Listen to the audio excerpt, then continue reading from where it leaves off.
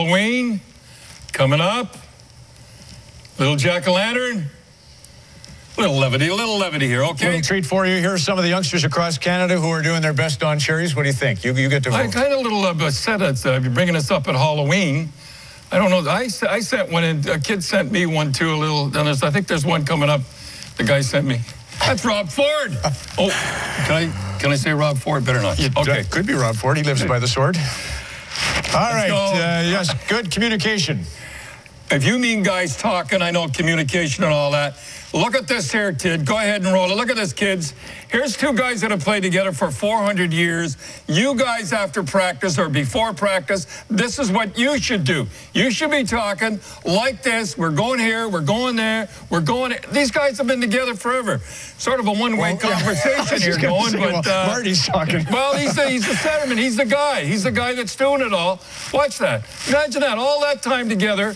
You guys get on the ice, your line gets together, you do the same thing. We got to cut it off. They went for about 5 minutes. That's respect, too. You can see what LeCavalier thinks. Yeah, he's listening, yeah.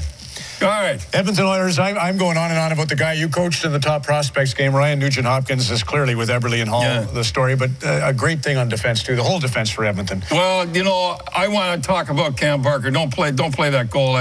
Here's a guy that his whole career has had a tough time. He #1 draft choice for Chicago, and what happens is he gets jerked around there. He goes to the goal. He's all set to the goal. He gets mono. He has to watch the goal, and now he won a goal after that. Now he comes with Chicago again, get jerked around, minors, down the thing again. Then he gets sent to Mini, and they just let him go. Steve Tambellini gets him, and watch this great goal. Young guy, Cam Barker, one of my buddies, I'll tell you all the time. Watch this here.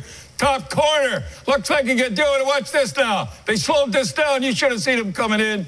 Way to go, Cam. I'm not too crazy about that 13. All the bad luck you've had. But anyhow, you found a home. Way to go, Steve. Now, in Edmonton, they have a guy from Kingston, Ontario, who I saw when he was 14 and said he'd be the #1 draft choice, is Taylor Hall.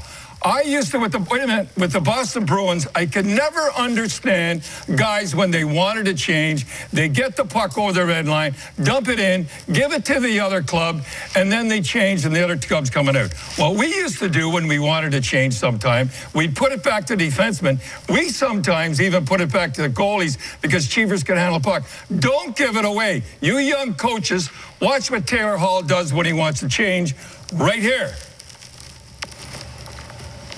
So that didn't dump it in, gives it back, gets off. Think about that. They've got the puck now. Instead of the other team coming out of their end, Vancouver, they're going up. Now that's it. Now, you've got a lot of young guys in Edmonton. I got to talk about it. A lot of young guys there. And if you think back of last year when Taylor Hall was only 18 years old and a 26-year-old guy from Columbus went after him and he was forced in a fight and it cost him Rookie of the Year. You remember that? You've got to have somebody to protect these guys. And watch this here. It is interesting because he's on that line with Nugent-Hopkins and Eberle. So when he got rocked on Tuesday night by Edler, nobody stepped in at all.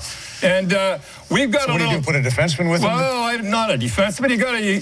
Where's Sartini and all this? I know they got rid of them all. Anyhow, I want to show Coletta with Connolly. Now watch this here. We got him circled. Here's a 19-year-old kid, and he's giving him a hard time. And and Coletta, and here's Connolly, 19. He's only 19.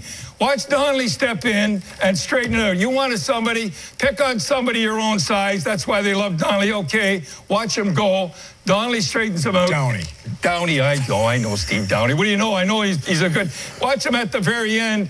And Downey says, take your visor off if you're going to fight. Pick on somebody and don't pick on 19-year-old kids. Yeah, take it off. Now, one of my buddies, Andy Sutton. Born in Kingston, Gananoque. Playing great. Yeah, just playing nice. 6'6". Wait a minute. 6'6". Played for the Gananoque Junior Bees. I remember the whole thing. He's around, and he's playing another Steve Tambellini.